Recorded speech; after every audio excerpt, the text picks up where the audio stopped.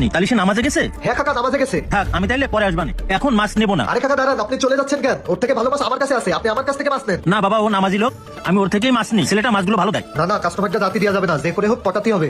আরে কাকা, আপনি ওর আশায় থাকলে মাছ নিতে পারবেন না, ওর অনেক দেরি হবে। আপনি আসেন আমার কাছ থেকে মাছ নিয়ে যান। কি বলছো বাবা, ওর আসতে অনেক দেরি হবে? আমার তো বেশি দেরি হলে হবে না। তাহলে এক কাজ করো, দুপুর হয়ে গেছে, রান্না করতে হবে। তুমি তোমার ওখান থেকে আমার 2 কেজি সিলভার কাপ মাছ দাও, একটু তাজা দেখে। জি কাকা, এনেন আপনার মাছ। টাকাটা নাও। আবার আসবেন? আচ্ছা ঠিক আছে। ঠিক আছে কাকা, আসেন আসেন, ভালো ভালো কি তাজা ব্যাপার তাজা মাছ মাসুদ আছে। ভাই, কাস্টমার কি আইছে না আসে নাই? মাছ কি বেচতে পারছিলেন না পারেন নাই? আরে না, ভালোই কাস্টমার আইলো, আর আমিও ভালোই বেচা কিনা করেছি এই 10-15 মিনিটে।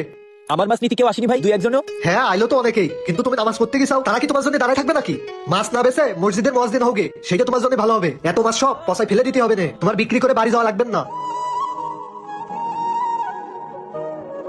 আমার সমস্যা নেই ভাই, লোক আবারও আসবে না, কিন্তু নামাজ যদি ছুটে যাইতো তাহলে আমি জামাত আর পাতাম না। আর কালকে ছুটির দিন তো, লোকজন আবার আসবে না মাছ কিনতে। হ্যাঁ তুই ওই ধান্দায় বসে থাক, তোর আর মাছ বিক্রি করা লাগবে না। ইনশাআল্লাহ ভাই, আল্লাহ ভরসা, আমার আল্লাহ তাআলা নিশ্চয়ই আমার একটা ব্যবস্থা করে দেবে। হ্যাঁ তুই বসে থাক, আমি গেলাম।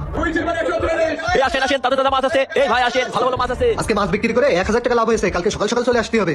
কি রে, দেখলাম এক গাদা মাছ নিয়ে বসে আছিস, তুই সে মাছ বিক্রি না করে চলে আইছিস? ভাই আলহামদুলিল্লাহ, মাছ তো আমার সব বিক্রি হয়ে গেছে, তাই আমি আসলাম হাত মুখ ধুতি। কি বলিস কি তুই? তোর ওইখানে আসার সময় দেখলাম এক গাদা মাছ পড়ে রয়েছে। হ্যাঁ ভাই, সেই মাছ সব বিক্রি করা হয়ে গেছে, কাস্টমার এসে সব নিয়ে গেছে। তা আপনি আজকে কয় টাকার মাছ পেলেন ভাই? তুই আর কি মাছিস কেন? আর আমি কয় টাকার মাছ উঠাইছি এই যে তুই কি করবি? আমি আজকে 4000 টাকার মাছ উঠাইলাম, 5500 টাকা বিক্রি করেছি। আমিও আজকে 4000 টাকার মাছ উঠাইলাম ভাই, কিন্তু কত লাভ হয়েছে হিসেব করে দেখিনি। দাঁড়ান গুনে নি। 1 2 3 4। আলহামদুলিল্লাহ ভাই, যা বিক্রি হয়েছে আলহামদুলিল্লাহ। কত বেচা হয়েছে তোর? ভাই আমি তো 6500 টাকার মাছ বিক্রি করেছি আজকে। কি বলিস তুই? আমার থেকে 1000 টাকা বেশি লাভ করলে কি করে? ভাই আল্লাহ তাআলা আমার ব্যবসায় বরকত দিয়েছে বলে আমি বেশি লাভ করেছি। এজন্যই আমি ব্যবসা থেকে নামাজকে বেশি প্রাধান্য দিই। কারণ আমি যদি আল্লাহর পথে চলি, আল্লাহর হুকুম মেনে চলি, তাহলে আল্লাহ সুবহানাহু ওয়া তাআলা আমার রিজিক বাড়িয়ে দেবে এবং আমার ব্যবসায় বরকত হবে। আর এই জন্যই আমার এত লাভ হয়। আর এই রকম লাভ আল্লাহর রহমতে আমার প্রতিদিনই হয়।